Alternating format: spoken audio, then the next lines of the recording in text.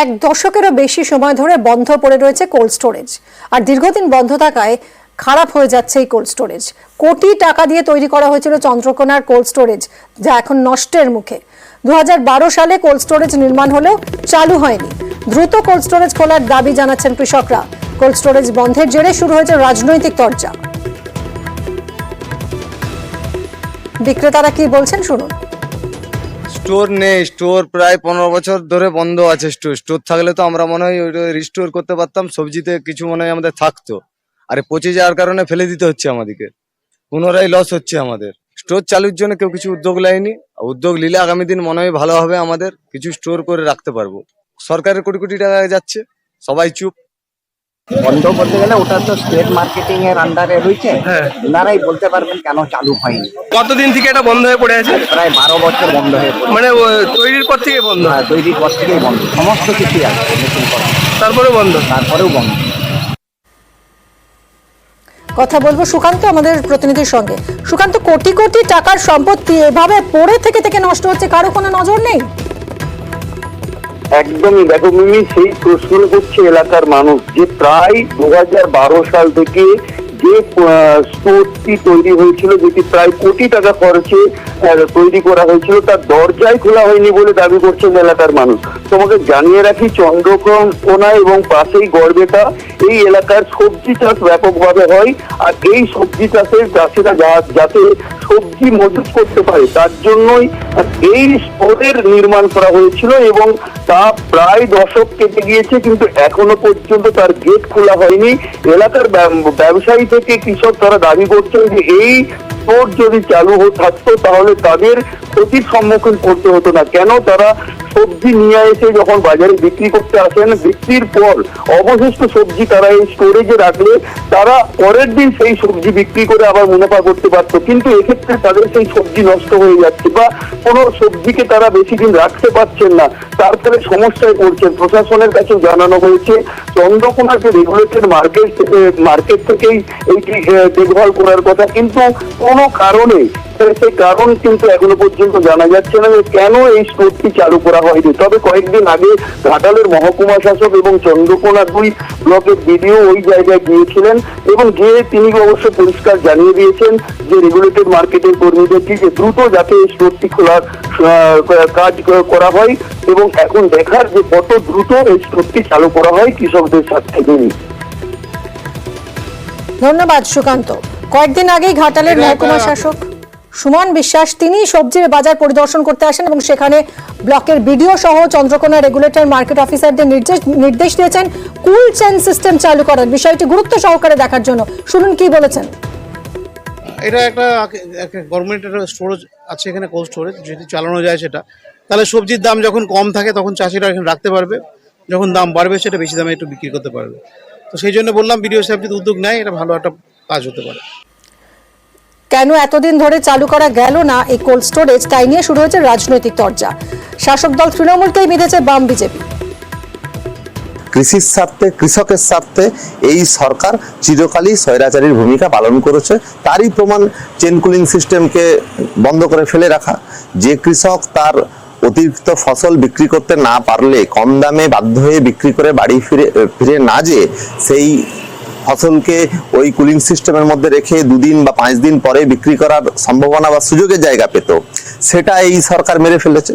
স্বভাবতই তৃণমূল সরকার তো কৃষি আর কৃষকের পক্ষে না, যা হওয়া তাই হচ্ছে।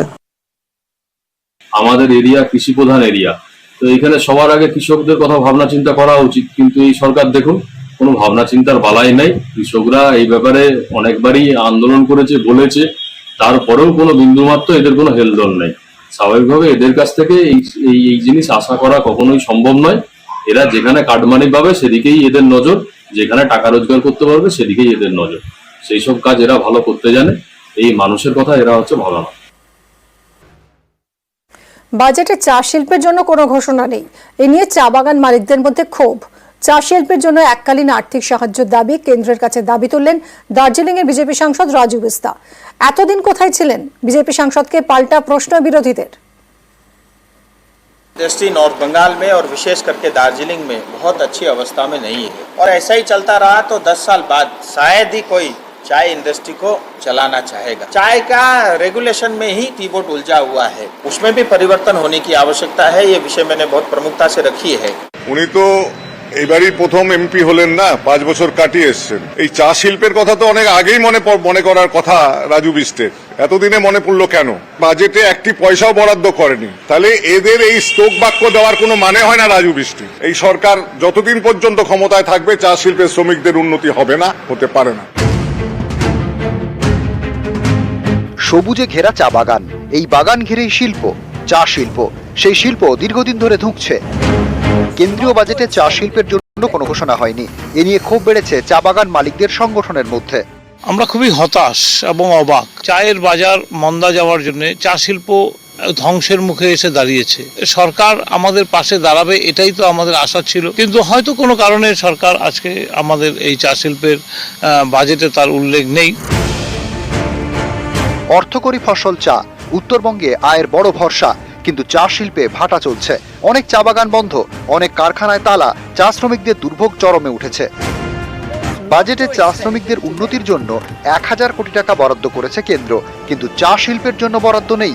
শিল্প না বাঁচলে চা শ্রমিকদের কি হবে? চা বাগানের অন্দরে যখন এই প্রশ্ন ঘুরছে, তখন চা শিল্প বাঁচাতে আসরে দার্জিলিং এর বিজেপি সাংসদ। चाय इंडस्ट्री को एग्रीकल्चर के साथ जोड़ देना चाहिए, जिससे उनको लोन मिले और उनको सुविधा मिले। भारत सरकार से मेरी एक मांग है कि एक स्पेशल वन टाइम पैकेज चाय श्रमिकों को दिया, इसी तरीके से एक बड़ा पैकेज जो है वन टाइम हेल्प देने की आवश्यकता है। अगर चाय बागान को हम जिंदा रखना चाहते हैं, मैं पूरी तरह इंडस्ट्री के साथ हूँ। इंडस्ट्री नॉर्थ बंगाल में और विशेष करके दार्जिलिंग में बहुत अच्छी अवस्था में नहीं है, और ऐसा ही चलता रहा तो 10 साल बाद शायद ही कोई चाय इंडस्ट्री को चलाना चाहेगा। चाय का रेगुलेशन में ही कीबोर्ड उलझा हुआ है, उसमें भी परिवर्तन होने की आवश्यकता है। ये विषय मैंने बहुत प्रमुखता से रखी है।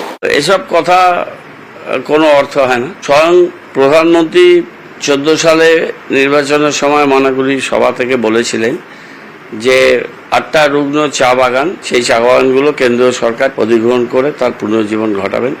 বেমালুম ভুলে গেলেন। তারপরে আজকে 24 সাল। রাজু বিস্টের কথার একটাও গুরুত্ব নেই। তিনি কোনটা কার প্রজেক্ট, কোনটায় কেন্দ্রীয় বরাদ্দ কি, তার শেয়ারিং কত, সেটা পর্যন্ত তিনি জানেন না। বাজেট হয়ে যাবার পরে রাজু বিস্টের চৈতন্যোদয় হচ্ছে। শিল্প নিয়ে তরজা চান না চা শ্রমিকরা। তাদের দাবি চা বাগান বাঁচুক, চা শিল্প ঘুরে দাঁড়াক। নিউজ 18 বাংলা। কণ্ঠরোধে ক্ষুব্ধ তৃণমূল। সংসদের ভিতরে বাইরে আজ থেকে বিক্ষোভ। বিধানসভাতেও তোলা হবে মমতা বন্দ্যোপাধ্যায়ের মাইক বন্ধ প্রসঙ্গ। প্রধানমন্ত্রীর নেতৃত্বে নীতি আয়োগ বৈঠকে যোগ দিয়েছিলেন একমাত্র বিরোধী রাজ্যের প্রতিনিধি হিসেবে মমতা বন্দ্যোপাধ্যায়, এবং তিনি যখনই বাংলার বঞ্চনা নিয়ে বলতে শুরু করেন, তার অভিযোগ তাকে মাত্র 5 মিনিটও বলতে দেওয়া হয়নি, তার মাইক বন্ধ করে দেওয়া হয়। অন্যদিকে বিজেপি শাসিত রাজ্যের প্রতিনিধিদের 15 মিনিট 20 মিনিট করে বলার সুযোগ দেওয়া হয়েছিল। আর এই নিয়েই ক্ষুব্ধ তৃণমূল কংগ্রেস। এবার সংসদের ভিতরে বাইরে আজ থেকে তারা বিক্ষোভ দেখাবেন তৃণমূল সাংসদরা। অন্যদিকে বিধানসভাতেও মমতা বন্দ্যোপাধ্যায়ের মাইক বন্ধ প্রসঙ্গ তোলা হবে।